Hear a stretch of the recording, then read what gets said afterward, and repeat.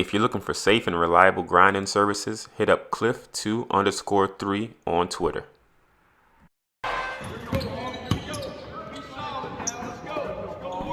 Yo, what is good, YouTube? RC the Gray here, and this video is going to be a little different tone than I usually have. I am a little frustrated at the state of 2K in my own standpoint, from my own reasonings, because as you guys know, I like to play a sim style basketball. I like to run plays, and I like to do things a little bit different than the meta.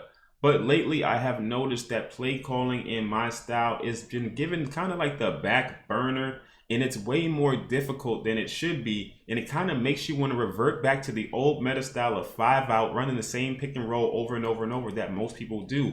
And I don't like playing like that. I like to win in my style, but there's some games that I'm like, it is too difficult to do the things that I like to do, and I'm going to explain some of those reasons why, using some domination, just to show you some of the issues and the frustrations I have with play calling in NBA 2K. So hopefully these issues can be addressed, just to make the sim style baller and the actual basketball style player actually able to make things happen on the court without having to do too much. So let's jump right into domination. I can let you know what I've been talking about.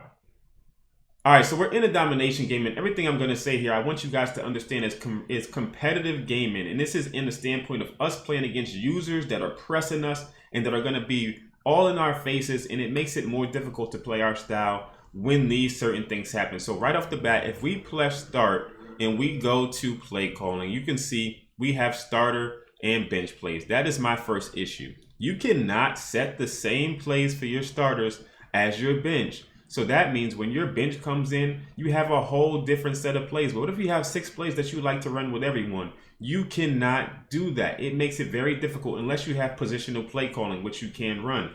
But positional play calling is not for everyone. Let's say I want a 3-point play for Ron Harper. He does not have 3-point plays attached to him, so you cannot run positional play calling for a 3-point play that you like. So that is an issue.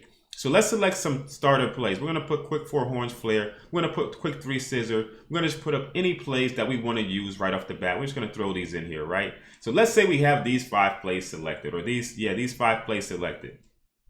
We're going to back out, and I'm going to show you some of my issues with the play calling system. All right, so we got the tip, and right off the bat, we're going to go to select the play. Iverson's all in my face. Look at this. And he's stealing the ball from me while I'm trying to call a play. I have to press left on the D-pad and scroll down to my play instead of just pressing the button. So I have to scroll through all of these, press up and down. I cannot move forward while calling a play at the same time. I literally have to stop and stand still to call a play. The ball's going to get stolen from me every single time. Same thing as a freelance. I got to go all the way down to freelance and now I'm literally standing here doing this. I'm wasting my entire shot clock. There's literally nothing. I'm getting the ball stolen from me every single play. Granted, this is all-time domination, but this is going to happen against good user players. It is a huge issue, and it makes it very difficult to do things. Now, of course, you can try to do positional play calling. I can press L1 and press circle and then try to go through it that way, right? That's fine. But not everyone has the same play call, so you can't do that for everybody on the court. It makes it very difficult. We do get Glenn Robinson wide open for 3 in the corner, and we miss it. But again, it is too difficult to do those things in pressure games. So let's play a little bit of defense here. Then we're going to get a timeout going, and we're going to talk about my next issue. So we get the rebound there. Let's call timeout. And now we're going to put some bench players in the game. All right, so we've officially taken my starters out the game. The starters are no longer in the game. Now, let's say I wanted to run some of those plays I was just running. I can't. I press to the left. They are all gone. So now my bench in the game, I want to score. I don't have my favorite plays. And now if I go back to offensive settings and I go to bench plays, look at quick 4 horns flare. You see it's in starter plays? If I wanted to put it in bench plays, I can't even put it there. You can't even put your starter plays as your bench plays. It's completely gone. So you can't run the same plays. So not only can you have to scroll down to plays, now you can't even utilize a play that you want, and yes, unless you do positional play calling. But guess what? Kemba Walker doesn't have quick 4 horns flare for him. So what if I wanted to run that for him? Michael Porter Jr. doesn't have quick 4 horns flare for him. You actually have to set that play as favorite play in order to use it. That is an issue. Another issue that we're going to be talking about is the series. So let's call timeout once again. We're going to go try to get our series set up like we did last year. It was very simple to do, very easy, but this year it doesn't even work. So let's talk about that. All right, so we're going to go over to our sets, and we're going to go to primary focus, just like we did last year. And you guys know I loved the Iverson series last year, and I also love double drag. So we go over to Iverson series. We're going to select that. And now we're going to press pause just to go to our coaching settings and make sure that our play vision and our play display, everything is on. We're going to put it on all plays just to make sure everything pops up how it should, okay? And now we're going to press up on the D-pad to make sure everything is right. So we just selected Iverson series. We're going to go down during out of bounds and put Iverson series just so that everything. Now we got to scroll down. We're going to get a 5-second violation. We throw the ball in, it's a steal because we can't do anything quickly and there's too much pressure. Literally everything we're doing as a sim player is made more difficult, right? So we got the Iverson series selected. Let's see if we actually run the Iverson series. What set are we in? I don't know. This is not the Iverson series, not at all. There's nothing we can do. All we can do is run pick and roll every single possession because none of the things that we're used to doing will work. The ball goes out of bounds, it is their ball. Now, last thing I'm going to say here. Let's just say you're somebody that likes to run pick and roll. You like 5 out. You know what's easy? Calling 5 out. You put Hawks 2018 on. You put pass and screen away here on your bench plays. Let's put it on bench plays. Pass and screen away. Just put it as X.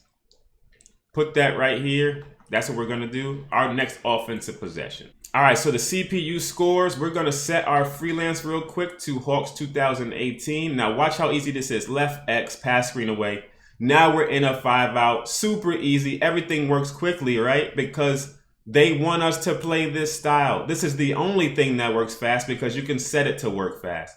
I don't understand why they make this the only thing that works that fast, but it is the only thing that works that fast. Like, it's ridiculous to have to play this style over and over and over. That is my frustration taken out. 2K, can we please get the button mapping back how they have it on current gen? Can we please not have to scroll all the way down? Can we please have starters and bench plays be the same set of plays? Can we please revert back to sim-style basketball not being a burden on the player and actually being a competitive style of play? Because having to go through this, I like to teach people how to play this way.